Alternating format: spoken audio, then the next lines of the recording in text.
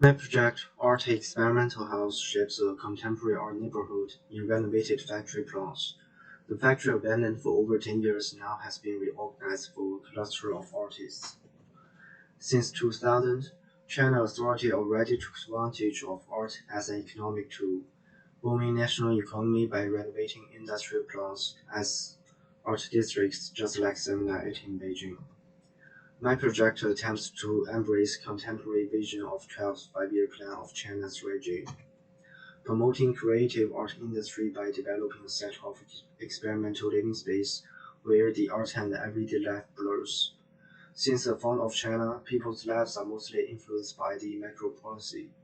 Back in 60s, numerous factories were firstly built to boom industrial growth and enclose a well-controlled neighborhood for the working class. In response to the first five-year plan, in 60s factories, newborn political power remolded all levels of social lives and behaviors. To maintain the order of such joint factories over 10,000 workers, routine collective activities were always held, including this morning exercise, some large-scale sports events, and theatrical festivals.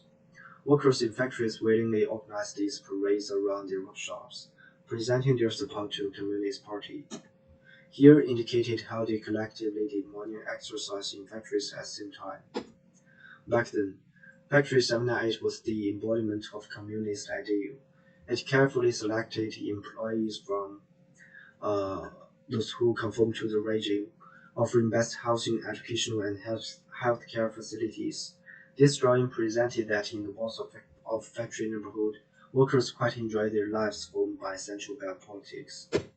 On top of this, I traced an offset trend in some original 90s art villages, where artists experimented with their more artful and level lives on urban roof range back in 90s.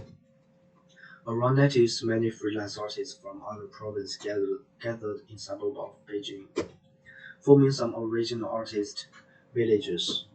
A cluster of performance artists living in each village did experimentation on their art and lives within neighborhoods. The living space could be their performance stages. These artists naked cooking courtyard, naked stay in toilet nearby river, inviting villagers to see some strange performance taking place in living areas. They rent such terrace house with low price. Here is a naked outdoor cooking performance courtyard nearby kitchen, dining room, and bedroom. Most of them are living in poverty and this is why they always visit others' home.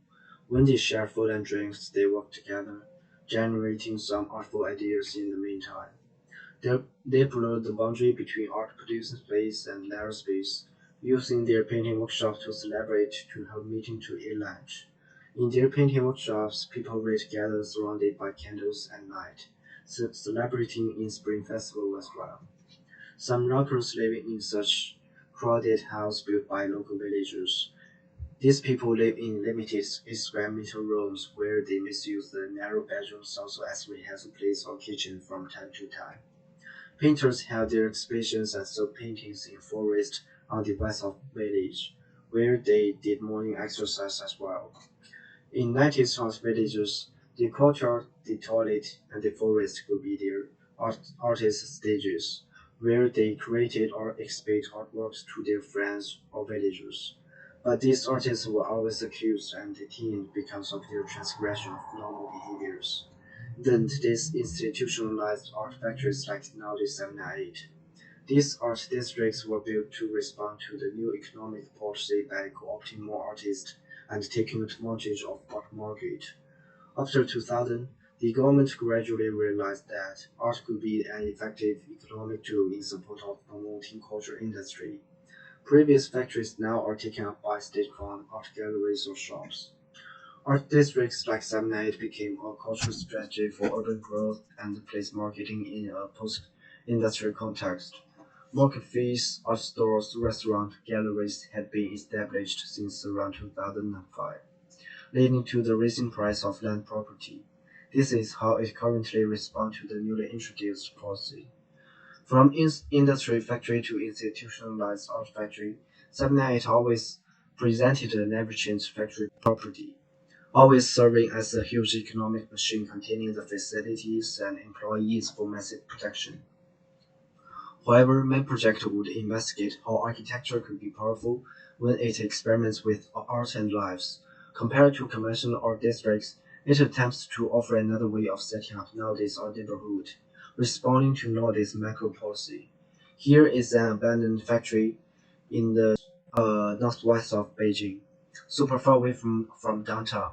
Since the factory was shut down in 2012, all these warehouses and workshops have been decommissioned. Some nowadays freelance artists like Haoran or Japan already run these areas as their workshops, inviting some young artists or neighborhoods to work with them. These people live here for years, taking workshops as their home. This reminds me of those 90s South villages around urban edge. We could see these artful moments nearby domestic space. For example, some naked cooking courtyard, sitting in toilet for hours, or smashing thousands of sculpted masks nearby their bedrooms. My project intends to take a further step, making the art villages and their lives inside more visible and powerful. I intended to visit over 100 artists or art graduates coming inside, including some sculptors, painters, or performance artists, so multiple types of experimental art can be witnessed in the project. By making the giant factories more united and transparent, these available domestic lives could even be art itself. Participants of this art production system live, eat, and celebrate in such transparent giant factories beside their workspace. The comparison of the previous and current plan represented how I enable these intentions in my project. I attempt to get rid of all the ground-level isolated walls, and I try to modify or extend existing industrial utilities and pipes for lowering activities like cooking, sleeping, and bathing. All the concrete walls of storage areas are removed to achieve a large wide open space for either storing different artworks or domestic utilities. The grid of columns are extended outside to build up intermediate canopies, where they can expand their living or working space. In the end, once all the revolving doors are opened, the whole factory will become more transparent, deploy shared utilities and amenities such as killings, shelves, according to the rational layout of columns. Here is a footpath for visitors around the courtyard and forest on top, where artists deploy wasted objects, running exhibitions on their journey. In the main factory plants, artists living here are willing to give more freedom and support for their art creation. By blurring the boundary between art producing space, exhibitions, and living space, their lives with such ambiguity would even be art itself. More specific, inspired by working laborers who sit on scaffoldings, sculptors may well extend their lives inside or even attached to their giant sculpture works. They may generate their sleeping room inside the huge sculpture or they can chat and work outside. The inside space could be supported by inner skeletons of the huge sculpture, and the surrounding platforms are built on sauna room. The hot gas could help to dry the materials of sculpture work, and artists could share their tools and eat together around such giant workshop. Artists may spend several months in building up the huge sculpture work, watching their progress every week. During the time they are not at work, they could celebrate with drinks or sleeps surrounding the huge sculpture, cooking in the kitchen corner and share food on large work tables. The shower unit in the back are also where they clean the tools and deploy their sculpture works. Previous drainage and vent pipes help to form the sauna, kitchen, and toilet. Some of the additional utility systems are designed to integrate with the original system. For example, electrical wires are reorganized to support lighting and light. As for the painting workshop, painters are allowed to work around the revolving gates, freely arranging their exhibitions. In the meantime, they can wash their pigment bucket or take a shower whenever they want. Here are sequence drawing presenting how previous factories has been reformed to an experimental culture for performance artists and pottery works. Isolated concrete walls are replaced by revolving doors. A wide open space nearby could allow them to experiment with art performance or installations, to reutilize wasted objects or producing some ceramic objects right here. Living infrastructures could be set up under the canopy. Meanwhile, some factory utility pipes are extended. Different sizes of wasted potteries are reused as water sink. Props like chains and tripods could be their racks or wardrobes.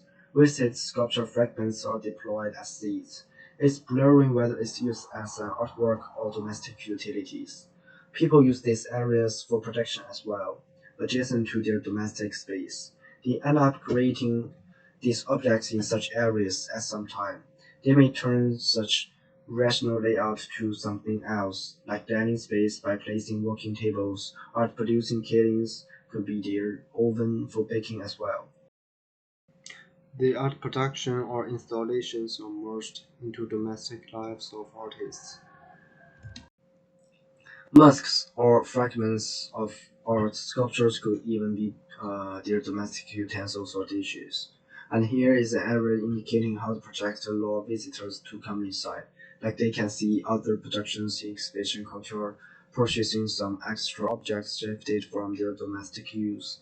These objects may well have the construction or maintenance of their living space but now become wasted, being sold to visitors. And here brings the end of my presentation. I take nowadays government promotion of art industry as an opportunity and push it beyond just trading art or commodities. As these drawings present, they are not purely selling art objects produced from workshops.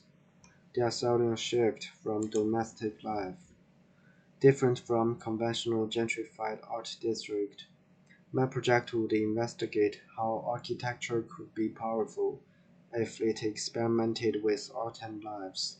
Forms of life would be brought into the realms of destruction or creation of art.